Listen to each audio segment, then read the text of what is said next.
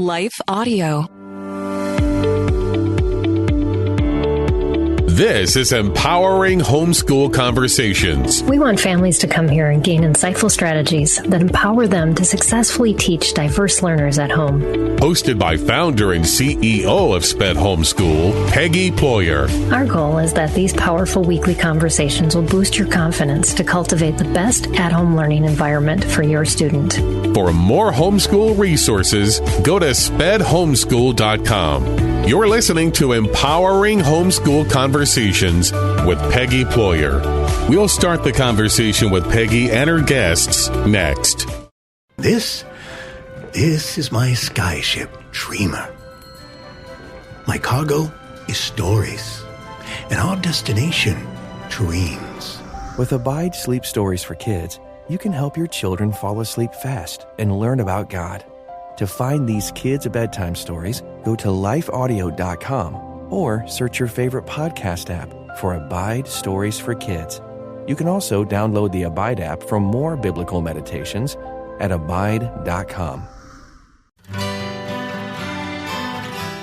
The Historical Jesus Podcast is the sweeping saga of the life and times of Galilean Jesus of Nazareth, as well as the faith, religion, and church founded to honor and disseminate his acts and teachings. Join me, Mark Vinette, on this fascinating journey through time, exploring the many great works of Christian theology, literature, architecture, music, and art inspired by the words and deeds of Jesus Christ. This is Empowering Homeschool Conversations, provided by SPED Homeschool, a nonprofit that empowers families to home educate diverse learners. To learn more, visit spedhomeschool.com. Here's Peggy Ployer. Today, we are going to learn how to turn your family traditions into holiday unit studies with our special guest, Melissa Brander. Welcome, Melissa, and thank you so much for joining us. Well, I should say rejoining us. You're back as a repeat guest, and I'm super excited to talk to you. So welcome back. Thank you so much, Peggy. I'm super excited to be back here again. It was wonderful to be back here. And if you want to check out my other episode that I recorded, you can go ahead and look for that. It's all about library resources. So I'm excited to be back today talking about creating unit studies out of your family traditions surrounding the holidays. And because I think this is going to be really helpful and hopefully help you relax a little bit about the holidays and feel like there are lots of opportunities for learning in a lot of the things you're already doing. So I'm so excited to be here and share with you today, Peggy. Yeah, I'm excited too, because last time when we chatted on library things, you blew my mind as to what we could do at the library, and I thought I was pretty well versed in the library. So if you're just popping in and thinking, we can kind of build family traditions, you've got to listen to Melissa, because she has some great out of the box things ways that she thinks and uses resources. And so you'll definitely want to join this conversation. And we do want you to be part of this conversation. If you're joining us live, pop into the feed either on Facebook or YouTube and let us know that you're there. Say hi. Let us know where you're watching from, and also just any questions you might have, like, okay, well, we've got this family tradition. What are some ideas that you have? And we'll brainstorm with you and help you come up with that stuff. So you aren't going, well, this is all great information, but I don't know how to apply this. That's why we're live, and we would love to help you out. And if you have any friends that you think may be interested in this topic, share this. Send them an email with the link to the YouTube. Tag them on Facebook. Do whatever you want to do, and we will we'll make sure that we address that. And we have Ken already watching us from Colorado. Welcome, Ken. We are glad that you are with us. So yes, and we understand homeschool moms, homeschool dads, homeschooling parents that are single, that are working. The homeschooling community itself has grown so much. And so, Melissa, I would love for you, first of all, to just share a little bit of your background and your story. Sorry. it's Ginger from Colorado. She must be using her husband's YouTube account. So, well, welcome, Ginger. We're glad to have you with us. But yeah, so just a little bit about your background and your homeschooling experiences and just, how you kind of found yourself homeschooling, first of all, and then we're going to dive into the topic as we gain some more viewers. So yeah, let's kick that off. Yeah, of course. I'm Melissa, and I run Pocket Homeschool. And my kids, I have 2 boys. They're 8 and 10, and we've been really fortunate that they've been homeschooled their whole lives. And so we live in the Midwest, and we spend a lot of times exploring a lot of different subjects and a lot of different ideas and books, and just there's so many ideas out there and so many wonderful resources that we have. I do happen to live in a major metro area, and so we have a lot of museums and beaches and other awesome things that we get to explore. Yeah. And I run Pocket Homeschool, which is a website where I focus on what I call smart learning, which is simple to implement, meaningful family experiences, academically oriented, reasonably priced tools for explorative learning. And so I think all of this, what we're talking about today with it fits into that in like creating those meaningful family experiences and finding simple ways that you can extend the learning about your family traditions. Absolutely. And yeah. And when Melissa and I were talking early on in the year, I mean, like she said, it's hard to believe that this episode has already come up because we planned them so far out, and just with the type of focus that she has, this just fits so well. And so actually this whole month, we're going to be talking about unit studies and holiday unit studies specifically. And so this is just the first of 4, or actually 5 episodes. We have 5 in November. And so usually it's 4 that we focus on. We thought, well, we're going to have enough content to get you through the holidays and beyond. Maybe for many years to come. But yeah, so that's kind of our focus here in November, this year of 2022.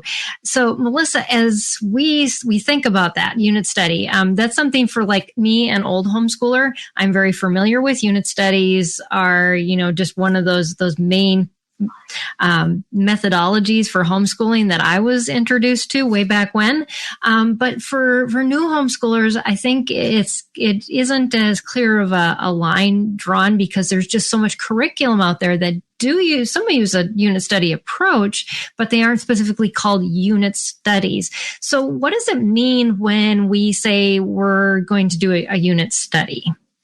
That's a really great question. And I think like for me, when I think about defining a unit study, I think the best way that I have to think about it is instead of starting with a subject area like math, reading, etc., you're starting with a topic. Like in this one, we would be talking about traditions. And so then you're looking at that topic through the lens of saying, okay, how can we incorporate different types of learnings about this same topic, and everything is kind of oriented around a similar topic or theme. And there are so many different ones. I create sometimes on my website, and I like, for example, I have one about Mozart and one about recycling. And so those are not subject areas, but those are topics where you're going to be exploring your different skills, your learning skills, all centered around that same subject or that same topic. Yeah.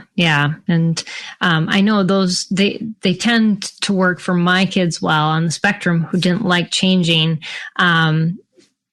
They just didn't like change. And so even though we were doing like maybe something related to history and then something related to reading or writing, it was all based around that one topic. So it almost didn't seem like a transition to them. And so that made it a whole lot easier. And so I know early on when I was starting to look at curriculums, that it just made a lot of sense to me that my kids were going to, it wasn't going to be as abrupt of a change throughout the day if we were focusing all around that one subject. I think the nice thing about unit studies is that you can go all in and make a whole curriculum out of unit studies, or you can just incorporate one and do it alongside the other learning that you do. So they're really flexible in that sense, in that you can use them in a lot of different ways. They can be just a part. You can just take some time and explore one area on the side, or you can make that everything that you're doing for a while. So you can really do it in whatever different way works best for your family. Yeah. Yep. Absolutely. And that's such a good point that we can kind of customize it the way that it best works for a family. There's no one way to do it right, and that really you can't do it wrong. So that makes it super easy. Creative Minds Homeschooling is joining us too on YouTube. Welcome. There's so many ways. And so that's why I'm super excited to be spending this entire month and having some different people speak into this topic, because they're each going to approach this in a very different manner. And how awesome is that you get all these different ideas, and one guest may relate better to you than another one, and their approach. But I'm excited that we're going to talk about family traditions, because Melissa and I were talking about this prior to the broadcast getting started, and it seems like the holidays, we feel like we've got all these things we got to fit in. Yes. And I know for me too, especially since my husband comes from a family that has a lot of traditions, and some of them are pretty crazy. I don't even know how they got incorporated into what we call holiday traditions. But it isn't the holidays for him if we don't do them. And so you can kind of feel this stress, like I'm homeschooling, yet I've got all this other stuff that we should be working on and incorporating. And we don't want to make this more stressful for you. And that's why we're talking about holiday traditions. After a word from our sponsor, we'll dive back into this conversation. This is Chris Christensen, and back in 2006, I started a simple project. A project to try and introduce more people to the Bible through Bible study called the Bible Study Podcast. It's a simple name and a simple idea. Each week, every week, we study one chapter of the Bible, talk about what it says, and what that might mean for us today. To listen now, go to lifeaudio.com or search for the Bible Study Podcast on your favorite podcast app.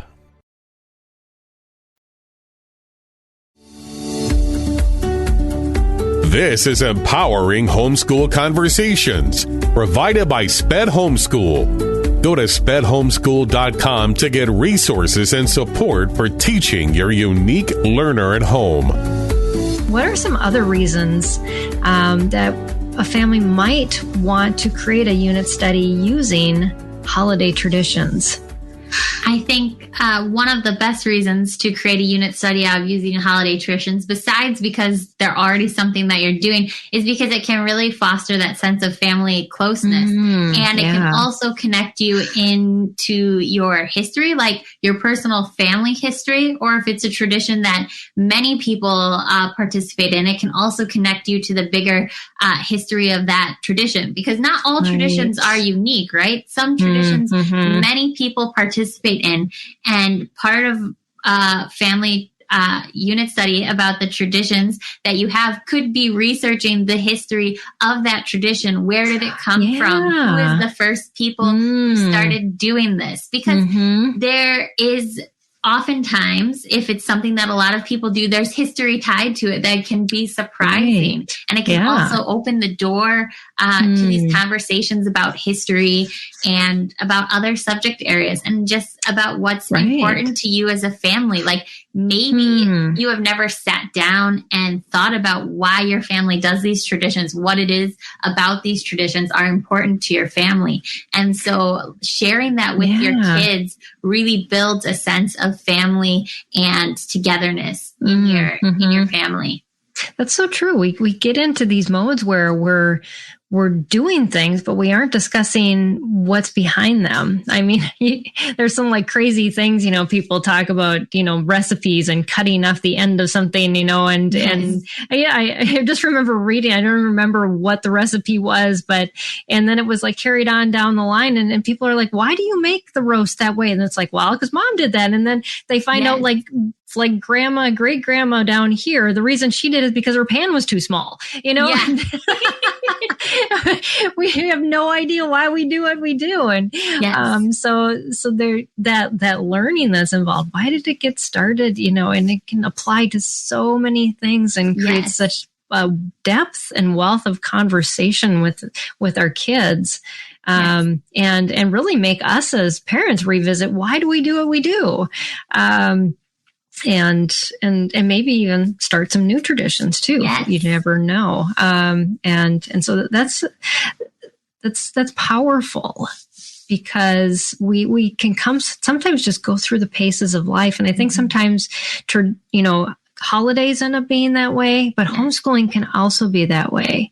For sure. And so getting back to why are we doing this, and then being purposeful with it with your own kids. And that's a good life lesson in general. Yes. Instead of just saying, well, we've always done it this way, let's revisit, what's the meaning behind it, and make it more meaningful overall. So any other reasons that a family might want to create a unit study using family traditions? I mean, sometimes it's just fun to do something a little different around the holidays, especially if you need to take a little break around your holidays, but you don't want to take like a complete break. Yeah. It can be nice to fill in something so you feel like you're still getting in some learning without having to take a full break. Because I know for some kids, that routine of still continuing on with doing learning activities is really important, because having a shift in that routine is really hard for some kids. So it can be better sometimes to keep schooling, even when it might feel like you want to take a break, but it might not be what's the best thing for your kids at that moment. And so having something where you can feel like, okay, we are still in our routine, but also you can take a step back a little bit and give yourself a little bit of a breather. Yes. Yeah, that is very true. And it's going to be kind of a year by year, family by family type of decisions that you make. And I know Creative Minds Homeschooling even said that we've had to let go of some of our family traditions because it became too stressful with homeschool and kids' activities. And that is one extra thing, activities for kids during the holidays. Yes.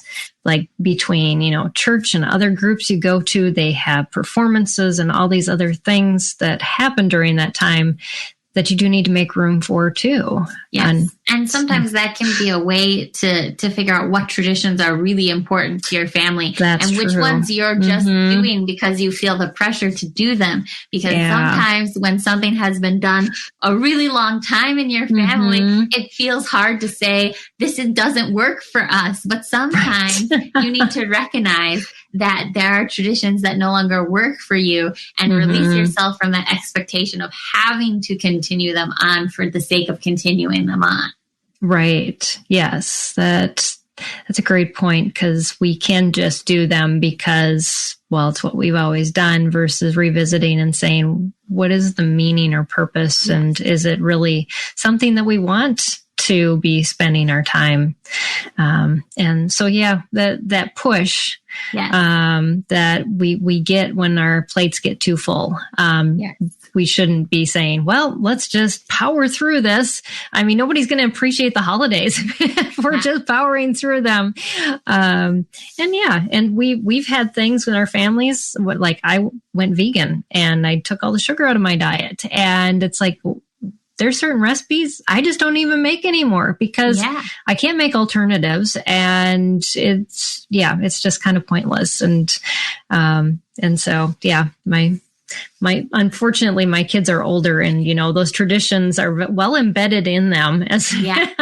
So that's another thing to be thinking about, is you're developing traditions that you're going to have to live by now the rest of your life. And they're always going to say, and mom made this, or mom did this. And then you're stuck, because those are good memories for them.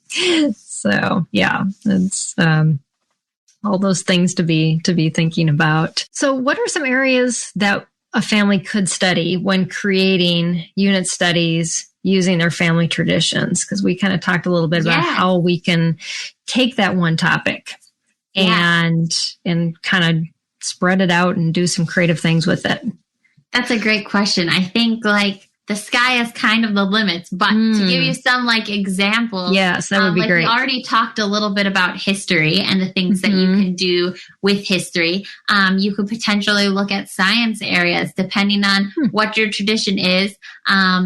For example, I know with Christmas trees, you could do some experimentation with the needles and different things like that.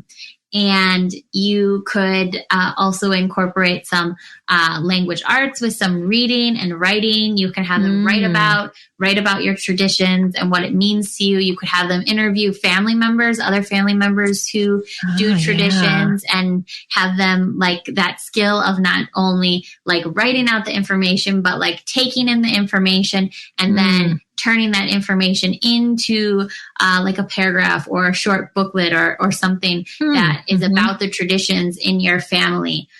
You could take a field trip, but there are often different places that might be associated with your tradition, or if one of your traditions maybe is that you put up a Christmas tree every year, and there's going to be a big thing where a bunch of different people have decorated Christmas trees. You can go look, and that's kind of an extension of seeing what other people do with their Christmas trees.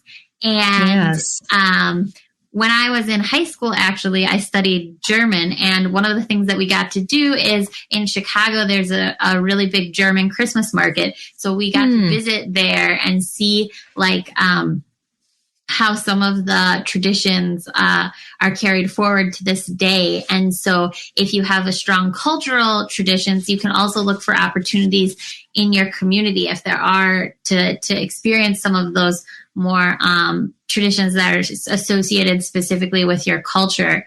And so there's lots of different areas and lots of different ways. If you're doing cooking, you can incorporate some math into that.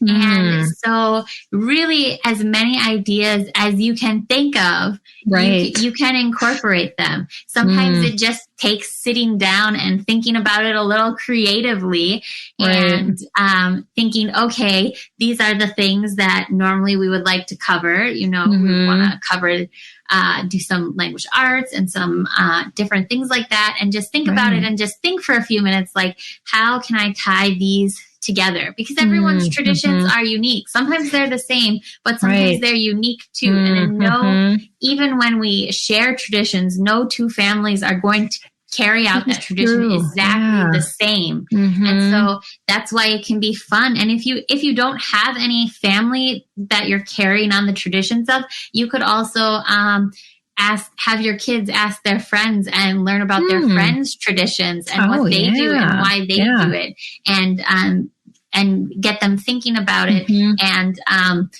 writing and doing some different things, or drawing pictures of different traditions too, for kids who struggle with writing or who are not ready yet for writing. So think about where your kids' levels are, even just having them put together a little book and say, this is our tradition book, and inside having pictures drawn of their traditions. And then they can tell you a sentence about the tradition, and you can write that down in their book, and then they'll have that as a keepsake for when they get older, but also have them having thought about it and started some of those early pre-writing skills. Yeah, I love that idea about that keepsake book. And because as they do get older, they for a while in their teens, they're like, why do we do this? And you can say, here, you were excited about it.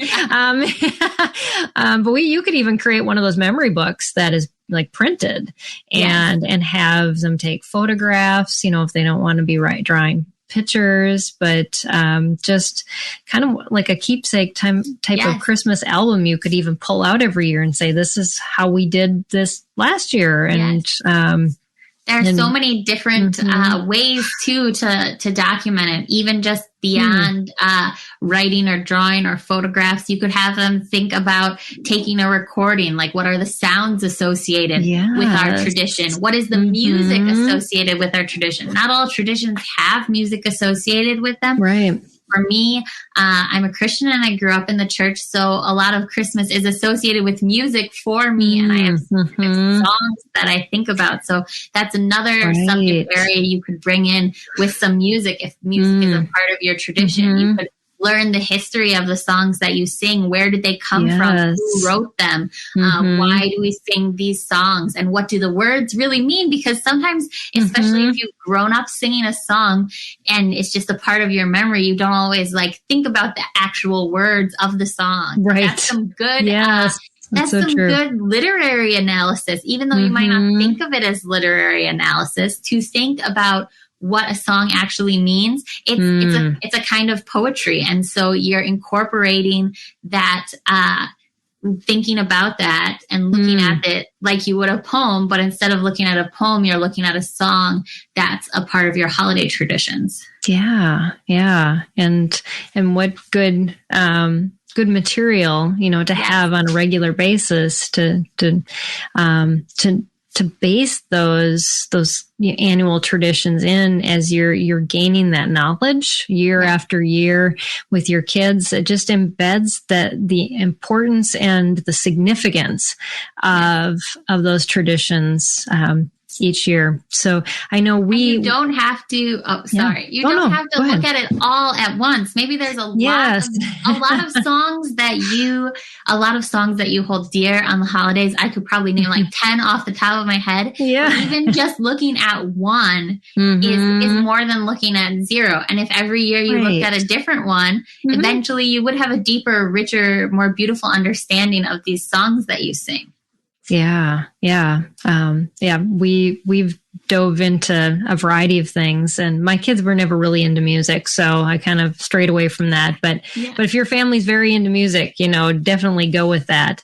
My kids always liked just cultural things, and so we actually did a variety of unit studies based around different cultures, Christmas traditions, and for us, my family, my husband and I are each half or quarter Norwegian, and so we joined the Historical Society when we lived in Minnesota, and they had a house that the Norwegian Historical Society owned, and they would decorate it for Christmas with the traditional decorations. And so we would make sure we visited there every year because they had people reenacting and doing things, making traditional recipes that I probably wasn't going to be very good at.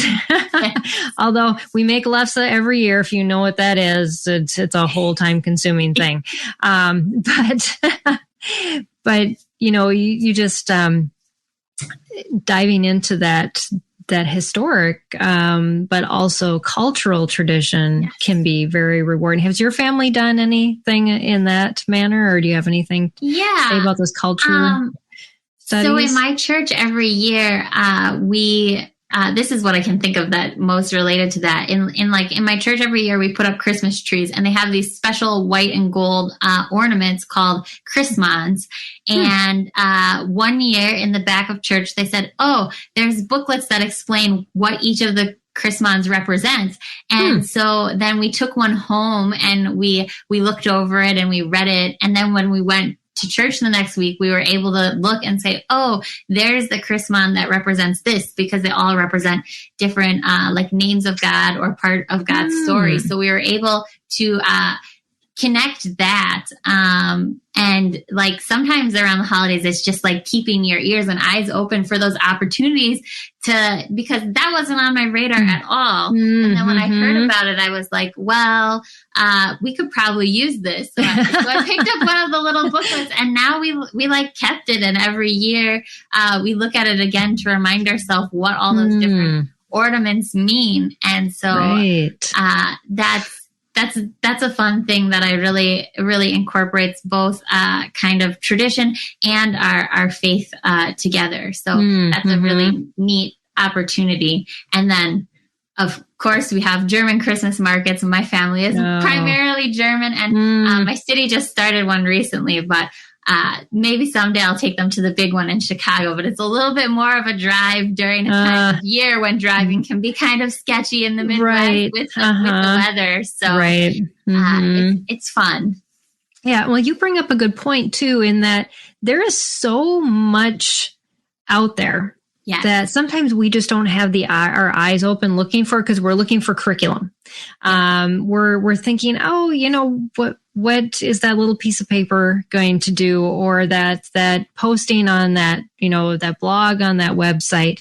And I think Karasu, the dreamer, brings up a good point. Say that they celebrate Yule, winter solstice, it's hard to find resources. And then they mention this Beth Griffin is the only one they know. But I think if we look for those resources other than specific curriculum, we broaden our ability to have what we need to teach to those subjects. You mentioned the Historical Society, and they can be great resources because so many historical societies do things around the holidays that show how the holidays were celebrated. Even if you don't have one nearby you, so many historical societies put a lot of their information online nowadays and have educational videos and things like that. You can always search out your specific culture or your specific holidays and see what's out there, because there are so many resources now, even if you're not physically close to one. So many share videos and reading and other information, and they might not call it curriculum, but it's there that you can use to learn from. Yeah. That's a great point. There's just so much information that can be overwhelming on the internet. But if you're focused in on, okay, this is a tradition, or this is something that we do, and I think that's what we're really focusing on today, is we don't want to add extra work to what you're doing, but we want you to enrich and enhance the things that you normally do during the holiday season. And Melissa's been giving us some really great information and ways to find those types of resources, so that you can build those traditions right into learning, into your own home and into this holiday season, to just make it more meaningful and a more powerful experience too.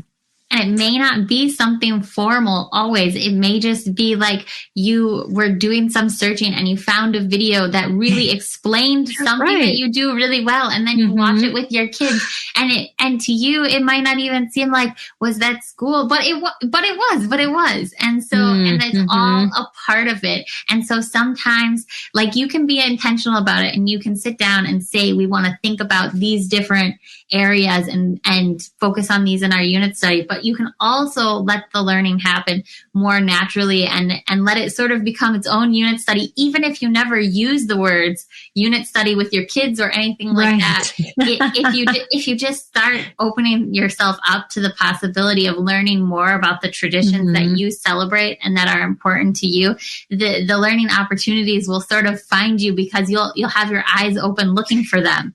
Yes. And you'll have those openings in your school schedule too, because I think sometimes we get so packed in our school day that we don't leave that time and that space for those things that are kind of impromptu, that we just happen upon to happen. Like, say, you clear everything except for the basics out of your schedule during this holiday time. And all of a sudden you find out there's something going on, that's related to something you do as a tradition, or just something your family would like to enjoy. You have time for that now to build that in. So, for sure. yeah. Mm-hmm. Yeah. So we've got quite a few viewers chatting away here. Yes, I want to build in some of their things. Karasu had said that her family is predominantly Lithuanian, and that so are her paternal grandparents. And so, yeah, that's again identifying this is cultural. This is what we want to get. And then she asked, how do you handle cultural holiday traditions with adopted kids? Because sometimes we don't know their cultural background. Do you want to address that? Yeah, I think I can, but I want to say right off the bat that I am not an expert in adoption, and so I do not want to speak for anybody. I think it's best to listen to the lived experience of people who have been adopted. So I want to say right off the bat that I've not been adopted and I've not lived that experience of being adopted. But I know that one thing that many families do is that they work on reaching out to the culture that their kids are adopted from and learning about it and incorporating that. And so I think that can be really powerful. And to look for events in your community that are around that cultural background, if they exist in your community. I know that not everywhere, depending on if you live in a really small town, you're not going to have access to as many resources, but taking them to those events where they can see people who look like them and who share that cultural background, to see how they experience the holidays and the traditions, that can be really impactful, I think. From what I've learned, again, I'm not adopted, so I can't speak to that background. Yeah, I have 10 adopted siblings, so I'll answer that a little bit. I have multiple siblings that are actually Native American, and so my parents have dove into the Native American culture, going to powwows and a whole bunch of other things. And of course, they do have those holiday types of events, and making sure that there was time in that holiday schedule to go to those events, and because it was culturally significant to those adopted siblings of mine that really found, had to connect their identity with that group. And so, yeah, just like Melissa said, just making the time and seeing what's available around you, it can make a huge difference and really enrich your whole family's culture by learning about that and sharing it and integrating it into family traditions you had before they came into your family too. So Karasu, any adopted children traditions in addition to your Lithuanian background, and that's the wonderful thing about being in the United States. We have this melting pot of traditions, then we can mix and match them however they best suit our families. And you get to make your own traditions. Right. Like, sometimes we think of traditions as having to have been this thing that continued for many years behind us. But if your family does something and they do it every year, that's your family creating your own tradition. It doesn't have to be something that has like hundreds of years of history behind you. Even just simple things that you do every year that have come to be a part of the holiday can be a tradition. So sometimes I think, like, when my kids were little, I thought, like, I don't have any family traditions, like because my family, we didn't have big traditions. But what I realized is we had traditions. They were just much smaller and much less elaborate than I sometimes saw portrayed from other families' traditions. So I think recognizing that it doesn't have to be a big, elaborate thing to be a tradition, to be a part of your family's holiday celebrations. It can be there and also be something small, but it's something that you do every year that is really meaningful to you. And that's the important part of a tradition. Right. That really is. And that's a great thing to point out. It's not just something big and like all encompassing and sometimes overwhelming.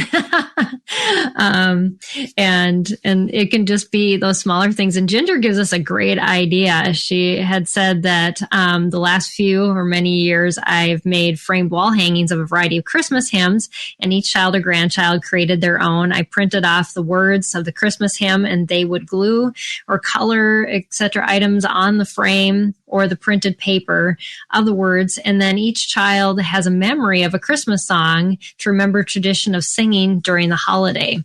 And then for one of the songs, she said we even did a diorama, and this incorporated history, art, music, and language. What a great idea. Yes, that's a great idea for sure. I like it a lot. I like Ginger's other comments too about how traditions were smaller because Pinterest was not around. Yes. And that's probably true. And also and Instagram and everything else where you got to make it elaborate. Yes. In my family too, my mom was a nurse, so she wasn't always around on like the specific holiday days. So we had to have traditions that were more flexible. We couldn't be like, this is the thing we do every Christmas, because sometimes my mom wasn't there on Christmas because nurses don't get the holidays off like a lot of other jobs. Yeah. And you just build it around what your family does. I know my kids, and Kelsey, you brought up the orange sticky buns as symbols of the solstice and the sun. But my kids know that beignets are New Year's Eve or New Year's morning. They expect them. I have to make beignets from scratch, and it's the caramel rolls or sticky buns on Christmas morning. Yes. and so, and I'm stuck to that tradition now, like we talked about earlier. And I will be reminded if I don't make them. Yes. So think carefully about those. And when you're creating a family, right, it's kind of when you're married, like your spouse brings in their own traditions too. So you have to figure out how you're going to blend and meld those traditions. My husband comes from a very strong Dutch background, and for them, it's oliebollen on New Year's. And so I had never even heard of an oliebollen when we got married. Like what in the world is the oliebollen? It's just like a donut thing, like so many cultures have, and it also has raisins and powdered sugar and all of that. But I was like, I don't even know what this is, but it's an important part of the tradition for him. Right. Yeah. And, just as we, have friends involved in our traditions and embracing those, or maybe, you live in a very culturally diverse neighborhood, teaching your kids how your neighbors celebrate Christmas could even be a whole unit study. Yes. Go around, have conversations like Melissa was talking about, or if you visit nursing homes, I know people don't do that as much now after COVID, or, if you have those opportunities to talk to the older generation about what, they did during the holiday seasons and how that's changed. And and sometimes too, around Christmas time, if you are religious, sometimes different churches will have Christmas services that are entirely in another language when maybe they don't have the resources to do that the rest of the year. So that's another opportunity that you might be able to look for. And of course, it's different if you're studying the language, but sometimes even just going and listening and watching can be a really interesting experience. Of course, be respectful, right? If you are observing somebody else's cultural traditions, it's important to be respectful in your watching and everything like that. So, but there are lots of opportunities. I think around the holidays, people are willing to share what it is that makes the holidays special and important to them. So sometimes it's just, somebody invites you to something and normally maybe you would say no, but then maybe this year you take them up on the offer. It's not like anything you've experienced before. Yeah, exactly. And I know, like, I live in Houston, Texas, where we have an incredibly culturally diverse, and I work with a lot of nonprofits also on a regular basis. And, we have immigrant nonprofits that they reach out to immigrants coming in and helping them. And so their celebrations are, they have a lot of opportunities for you to be able to get involved, even helping in their community, serving Thanksgiving meals, around Christmas time, being able to do some giving and getting your kids involved in those types of things during the holidays can be incorporated into your unit study as well, yes, for sure. Teaching those lessons. And one thing I like to say about giving, and this is just something I want to include, if your Christmas feels too packed and you don't feel like you can do it, maybe sit down and think about another time of year where you can have an opportunity to give, because Christmas is when a lot of people think to give, but oftentimes groups need that help just as much in like March and April and the summer. So I don't want to burden anyone with adding extra things to their plate. But it is like giving as a value of my family, and that's important. But sometimes around the Christmas season, it's really busy. And so we try and do it during different times of the year when organizations need the help just as much, but people sometimes think about it a little less. Yes. Yeah, absolutely. And yeah, Kira Sue said, happy you're talking about cultural diversity on a Christian homeschooling page. Well, God calls us to embrace every culture. And unfortunately, some Christians don't do that well. And we're sorry for that. Yes. Maybe you have gotten that impression that we can be so closed-minded, but really we're called to love everybody. And as Christians, we need to show that, not just say it. And then Ginger says, I think the purpose of the unit study around holiday traditions is a wonderful opportunity to slow down and enjoy the traditions of your family. That's so true. Slow down. Yeah. And we're not talking about adding extra things in, just making it more meaningful and impactful. So Melissa, what are some of the things that your family loves to do as far as traditions, and how have you made those learning experiences in your own home? Kind of get those juices going for some of those that are thinking, how do we do this? And what does it look like? So like I said, we're kind of a minimalist tradition family. Like I said, like when my kids were little, I was like, I don't even know if I have any traditions. But that's because a lot of the things that we do, we don't necessarily like even realize that they are traditions for a little while. Like, right? Like we put up a Christmas tree every year, and that's a tradition, right? But you might not think about it as a tradition because lots of people do it, and because it's something that just feels normal to you, but it is a tradition. It's a choice. Right. You don't have to put up that Christmas tree. And so one thing that we've done is my husband's family, besides being Dutch, they're also from Canada. So many times we will travel to Canada over the holidays. And then I'm like, but then I don't have a Christmas tree. So then what we started doing on the years that we did not have a chance to put up a Christmas tree, like we could have put it up, but when you're traveling for like 2 to 3 weeks, and I didn't want to like take it down before Christmas, but also then like I didn't want to take it down after we got back from that big trip. So I was like, how do I carry forward this tradition? Right. So then I got a really big piece of paper on those years when we travel, and we draw a Christmas tree. And that gives us a really fun opportunity to practice some art, but we also draw things on the tree that are important to us. We can make it any kind of way that we want to make it. And so that's kind of a fun learning art, big involved project that we do, but it's a tradition. It's like a tradition within a tradition, right? Because we only do it when we're traveling over the holidays, and that's our Christmas tree without a tree. And then when the holidays is over, then I can roll it up and I save it. And so I have all the trees on those years that we've made. And you could do that even if you had a real Christmas tree too, or make another big picture of some part of the holidays that's important to you. It doesn't have to be a tree, but then it gives your kids to draw on it the important parts of what they feel like the tradition means to them. Right. And we always do, probably our biggest tradition is an advent calendar with books. I know this idea is all over the internet. When we started it, my mother-in-law saw it on Pinterest or wherever. And, and so Pinterest, yes. She made us a little advent calendar, like out of wood. She's very handy, so that it has like little tags for the numbers that we can put onto our books, and then I wrap them all up. And so then there's books that we like. Some of the books in there are just fun Christmas books, but some of the books in there also are books that teach about the traditions and why we do them and everything like that. So, excuse me, it's really exciting for my kids. And even though like one thing that I do to like keep that on the budget is I use books that we already have. So I don't go out and buy new books every year.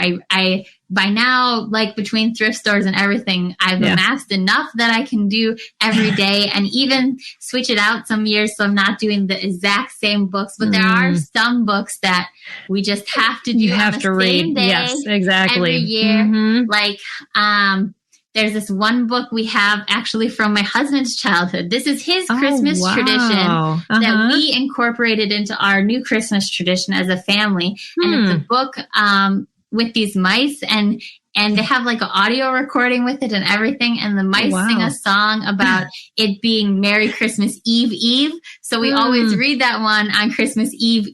And that's like a fun tradition. And it's a way that we could bring this book from my husband's childhood also into my kids' childhood in a way that was unique to us. So that's another thing about traditions. You can take a tradition from your childhood and you can say, well, I like that tradition, but how does that tradition make sense for our family now? And when your kids are old enough, even asking them about that and asking them to come up with new ideas, you can't measure that in anything, but it's creativity. It's thinking about things and why we do things. And you couldn't write it down and say like, this was this subject, but it's still an important part of the learning process to think about those things that we do and to invite them to think about what they want to do too, and what are the traditions that matter most to them, because sometimes we are just going along doing things, like we talked about going through the motions, and we think these are the parts that are important to our kids, but when we talk to them, we realize it's actually these parts that we were not even considering or thinking about at all. Yeah, exactly. Yep. Yeah. It's the depth. It's getting past it's checked off the box. We did that one. And there's so much more to it. And if we're purposeful, and I think that's the key, if we focus on these traditions as learning opportunities instead of just that box to check, it's going to have such a greater impact on your holidays because you know why you're doing what you're doing and you're teaching that to your children. And even just slowing down and telling them, like, we do this because I did this, and like sharing a memory of your experience from when you did it as a child. If it's something you did as a child, or if it's a tradition that you created for your family, explaining to them, because sometimes we just do them and we don't take the time to say like, when I was a little kid, my mom did this for me, your grandma did this for me. And it always made me feel so warm and cozy inside. So that's now why I do it with you. And that like, sometimes we think of, there's like big history, right? Which is the stuff that happened, and it happened to lots of people and everything like that. But there's also the little history of your own family and your own traditions. And even just thinking and talking about that with your family helps your kids to understand past events and how they affect other people, even just within a small section of people. Yeah, and that family history is so important. Talking about generations before us, and it's that, like Ginger said, that storytelling that we lose so much sight of. Our kids are so enthralled with videos and games and all of this, that our families have those engaging components about them that we forget that we need to be the conveyors of that. And this is such a special time of year that we can embrace that and share that with our kids. Yes. When I was in college, I ended up getting this assignment about writing about women in my family. And I called up my grandma and I asked her all of these questions. And she told me stories that I had no idea about, that I had never heard of before. And I saw this like whole new side of my grandma. And I think sometimes, especially for young kids, especially if it's relatives that they don't see a lot, it can be hard. it's hard for kids to realize that they had a past before they were their grandma or their grandpa or their other family member, that they like existed as a person beyond just who they are to you. And so holidays can present a really good opportunity for asking your relatives, especially your older relatives who may not be around as long, about the traditions that they celebrated when they were growing up, about what parts of Christmas and other holidays were important to them, because they might celebrated traditions that just never carried on into the future. And so it's an opportunity to ask and to learn and to not only build that bonding, but have a deeper appreciation of them as people, because you don't know a lot about them, like outside of who they are with you. And when you're a little kid, it's hard to imagine. It's like when you were a little kid and you would see like a teacher in the store, and it just, you never thought before about how like they had a life. Grocery shopping, right? Exactly. Sometimes that can happen with relatives that we don't see as often. Yeah, it's very true. Kids. You don't think that one time, a long time ago, your grandma was also the same age as you were, and what was important to her when she was that age. Yeah. And what a perfect time of year to be, bringing that up and sharing those stories and being intentional, to do that. I think it is it just should be a reminder for us when we start thinking family traditions about just the more encompassing big picture that we can give our children during this time of year. And if you don't have older relatives in your life, you may have other people in your life who are like family, but not blood related. And, you can always ask them, or you can always invite them to share your traditions with you. It doesn't have to be just people that you are related to by blood. There are other people around you who might love to be incorporated into your family holiday celebration, who might not have other people in their lives to ask them. And so keeping your eyes open for those opportunities too can be really wonderful to create new traditions and new memories with other people that you care about. Yeah. Absolutely. Well, we are wrapping up our time, and I would love, Melissa, for you to talk about some of the resources that you have, including a guide or workbook on this exact subject that you have to share with our viewers. So talk a little bit about that. Yes, I created a little workbook for you to help you. It's a really, I want to say it's a no stress kind of workbook. It just helps you to start thinking about what traditions you have, and it has a bunch of different examples of different subject areas in there to help you think about how you might incorporate different subject areas, and some brainstorming sheets, and also some writing prompts for your kids if you have older kids, or you just have younger kids that you want to think about, to have those ideas there for them to write about their traditions and get some writing practice in that way. And I wanted to say that very soon I'm going to be running a promotion, and you'll be able to get that for free. So if you sign up for my newsletter now, you'll have all the details. I can't share all the details yet today, but within the next few weeks, there's an opportunity where I'm going to be giving that away for free. But if you're listening to this next year or in December or farther on, I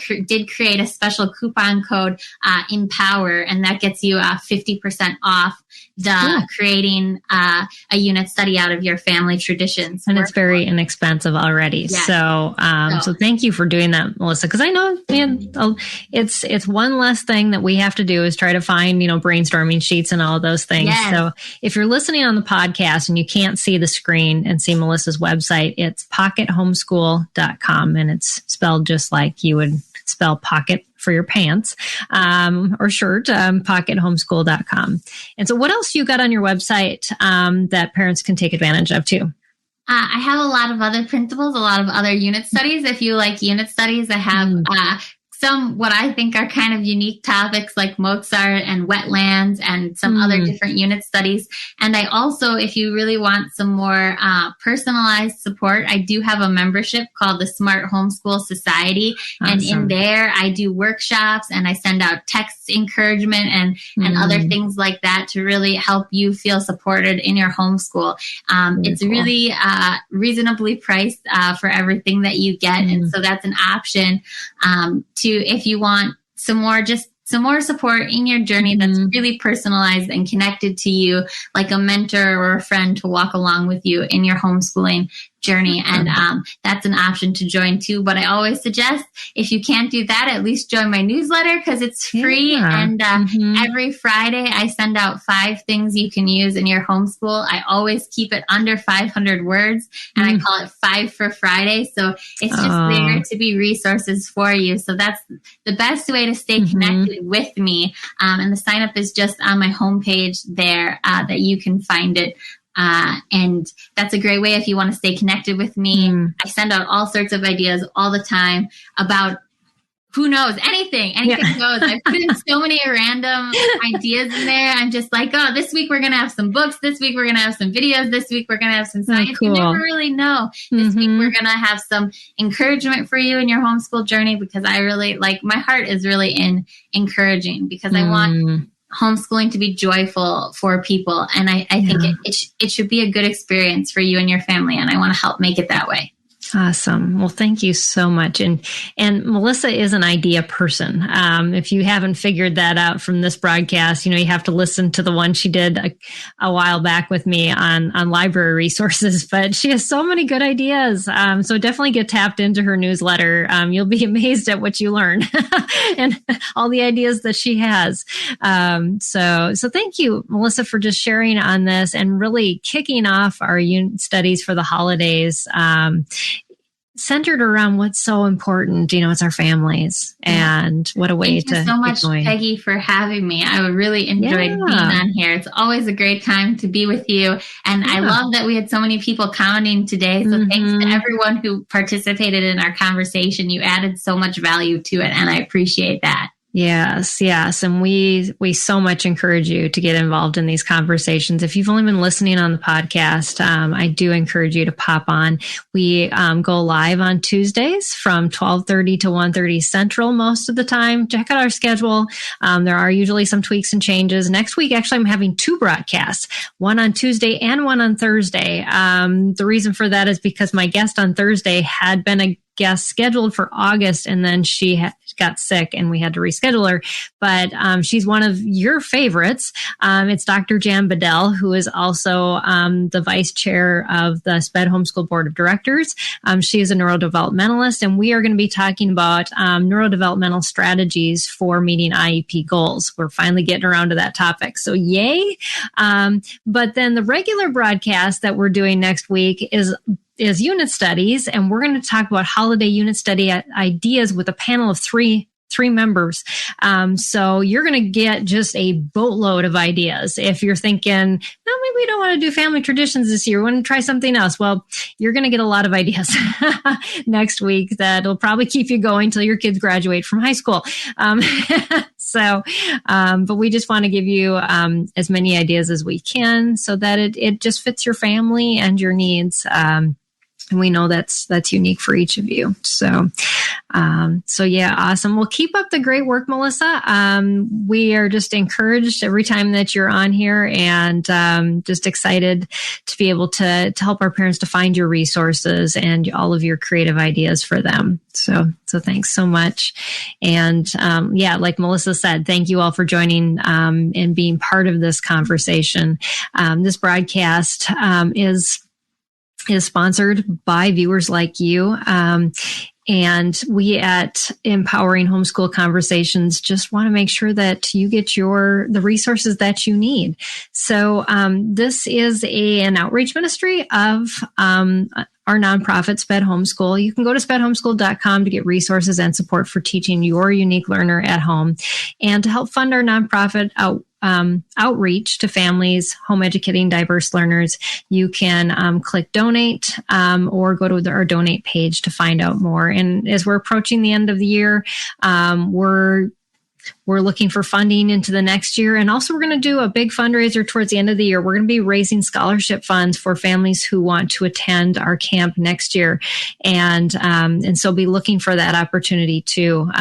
We blessed, so many families last year that came live in person, and we're looking at repeating that event and even adding 1 to 2 more camps next year. And so it does get to be a little costly for some of our parents, and any help that they can get with scholarships is well appreciated. So, and Ginger says, thanks, Melissa and Peggy. You are welcome. Thank you for joining us today, Ginger. And the rest of you, we'll see you same time, same place next week. Until then, take care and God bless everybody and have a great week. I want to take just a second to thank the team at Life Audio for their partnership with us on this podcast. If you go to lifeaudio.com, you'll find dozens of other faith-centered podcasts in their network. They've got shows about prayer, Bible study, parenting, and more. This has been Empowering Homeschool Conversations with Peggy Ployer. What do you do when your world is falling apart? How do you march when it would be easier to stay where you are and die? Join me every week on the March or Die podcast, and we'll discuss that and so much more.